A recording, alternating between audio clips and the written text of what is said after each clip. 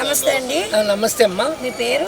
నా పేరు సూర్యనారాయణ అమ్మ. సూర్యనారాయణ గారు ఏం చేస్తూ ఉంటారు? నేను అమ్మ రియల్ ఎస్టేట్ అమ్మ. రియల్ ఎస్టేట్ చేస్తూ ఉంటారు. సో ప్రస్తుతం మన అమరావతి ఎలా అభివృద్ధి కాబోతుందని మీరు ఆశిస్తున్నారు? అమరావతి బాగా అభివృద్ధి అవ్వాలని కోరుకుంటున్నాను. అభివృద్ధి అవుతుందని ఆశిస్తున్నాను. రాబోయే 5 ఏళ్లలో అవుతుందా? రాబోయే 5 ఏళ్ళలో కొంత మూమెంట్ ఉంటుంది. 50%. ఎలాంటి మూమెంట్ ఉండొచ్చు? ఇన్ఫ్రాస్ట్రక్చర్ డెవలప్ అవుద్ది. ఓకే. కొంచెం బిల్డింగ్ లైక్ మనకు వచ్చే ఫండ్స్ని బట్టి ఉంటుందమ్మా డెవలప్మెంట్స్. కేంద్ర ప్రభుత్వం ఇవ్వాలి, మనం కూడా రాష్ట్రంలో కూడా మన ప్రభుత్వం కూడా దానికి సహకరించాలి. సరే, ప్రస్తుతం మన రాష్ట్రం అప్పుల్లో ఉంది. రాబోయే 5 ఏళ్లలో అప్పుల్లో నుంచి కోలుకుందంటారా? అప్పులు విపరీతంగా చేసిపోయాడు ఆ మహానుభావుడు. అవి తీరటానికి చాలా కష్టం. ఏదన్నా ఆదాయం పెంచుకుంటే కొంత తీరుస్తాం. ఈ 5 ఏళ్లలో 50% అప్పులు తీరుతాయి. నెక్స్ట్ 5 ఏళ్లలో పూర్తిగా అప్పులు తీరడానికి అవకాశం ఉంది. థ్యాంక్ యూ అండి. మంచిదమ్మా. మీ పేరు? యామిని శివజ్యోతి.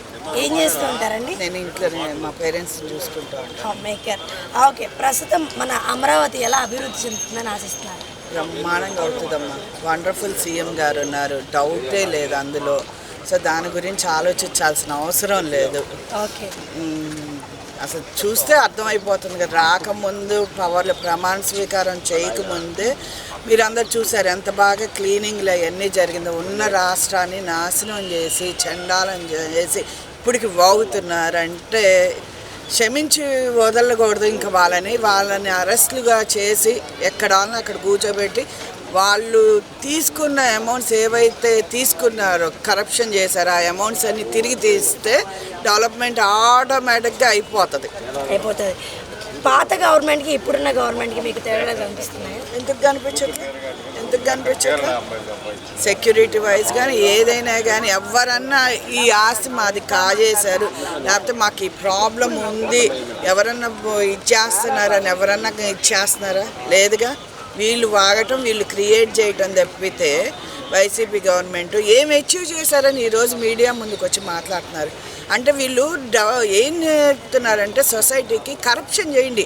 నేను జైలుకి వెళ్ళొచ్చాను, ఆఫ్టర్ ఆల్ నా ఇంటికేం బీకారు.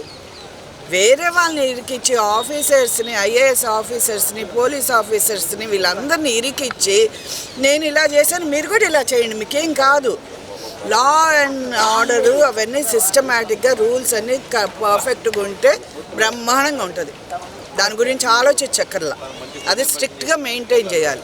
ఎనీ నాయకుడు చేయగలిగితే అది వండర్ఫుల్ గవర్నమెంట్. చంద్రబాబు నాయుడు గురించి ఆలోచించే పనే లేదు. ఆయనకు వంకబెట్టే అర్హత ఇండియాలోనే ఎవరూ లేరు. ఓకే, ప్రస్తుతం మన రాష్ట్రం చాలా అప్పుల్లో కూరుకుపోయింది. సో రానున్న 5 ఏళ్లలో మన రాష్ట్రం అప్పుల్లో నుంచి బయటపడుతుంది? డెఫినెట్గా బయటపడుతుంది. ఎందుకు బయటపడదు? సెంట్రల్ గవర్నమెంట్ కూడా సపోర్ట్ చేస్తుంది అన్ని విధాల. డెఫినెట్గా బయటపడుతుంది. అప్పులు అనేది లిమిట్లో ఉండాలి.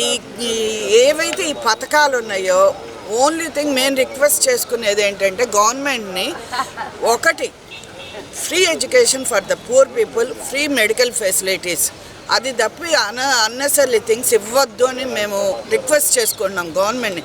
ఎందుకంటే వాళ్ళకి లేజినెస్ ఎక్కువైపోయి పనికి వెళ్ళక తాగుళ్ళు ఎక్కువైపోయి మేము పని చేయం అనేది వస్తుంది ఇక్కడ. అది మెయిన్ కోరుకుంటున్నాం గవర్నమెంట్ నుంచి మేము. Okay ma'am, thank you.